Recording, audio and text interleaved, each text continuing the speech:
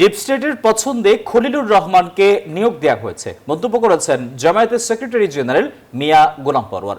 12 ফেব্রুয়ারির নির্বাচনকে মহা ইঞ্জিনিয়ারিং বলেও অভিযোগ করেছেন তিনি। শুক্রবার জুম্মার নামাজের পর বায়তুল মোকাররমের উত্তর গেটে এক বিক্ষোভ মিছিলের আগে তিনি এসব কথা বলেছেন। জাতীয় সংসদে বিরোধী দলীয় দায়িত্ব নিয়েছে জামায়াত ইসলামী, তবে ত্রয়োদশ জাতীয় সংসদ নির্বাচনে কারচুপির অভিযোগ রয়েছে দলটির।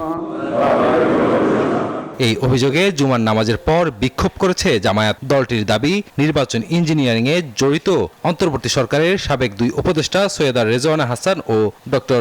সব মশার বিরুদ্ধে সুরক্ষা দিতে এলো বসুন্ধরা এক্সট্রিম অ্যারোসল, মশার বিরুদ্ধে এক্সট্রিম সুরক্ষা। খলিলুর রহমান তাদের গ্রেফতার ও বিচার দাবি করেছে জামায়াত। পররাষ্ট্র মন্ত্রীকে অপসারণ করে তাকেও জিজ্ঞাসাবাদ করতে হবে। বিক্ষোভ শুরুর আগে সাংবাদিকদের সঙ্গে কথা বলেন জামায়াত সেক্রেটারি জেনারেল মিয়া গোলাম পরওয়ার। অভিযোগ করেন, নির্বাচনে হয়েছে মহা ইঞ্জিনিয়ারিং। এত বড় একটা ইঞ্জিনিয়ারিং হলো, আর আপনি বললেন যে আমরা এই স্প্যানিশ টিম আসতে দেয়নি। আপনার কথাই তো সাক্ষী দেয় যে আপনি আমাদেরকে নির্বাচনে মেজরিটি হতে বাধা দিয়েছেন।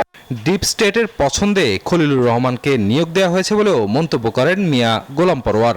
আপনার খেদমত, আপনার উপকার, নির্বাচনে বিজয়ী করা, সরকারে আনার ব্যাপারে আপনার সার্ভিসে তারা এত সন্তুষ্ট হয়েছে যে আপনার পরে সমস্ত রাগ দুঃখ ভুলে আপনাকে এখন পররাষ্ট্রমন্ত্রী। সমাবেশের পর বিক্ষোভ মিছিলটি পল্টন ও কাকরেল হয়ে নাইটিঙ্গেল মোড়ে গিয়ে শেষ হয়। মিছিলের সাবেক 2 উপদেষ্টার বিরুদ্ধে নানা স্লোগান দেন জামায়াত নেতাকর্মীরা।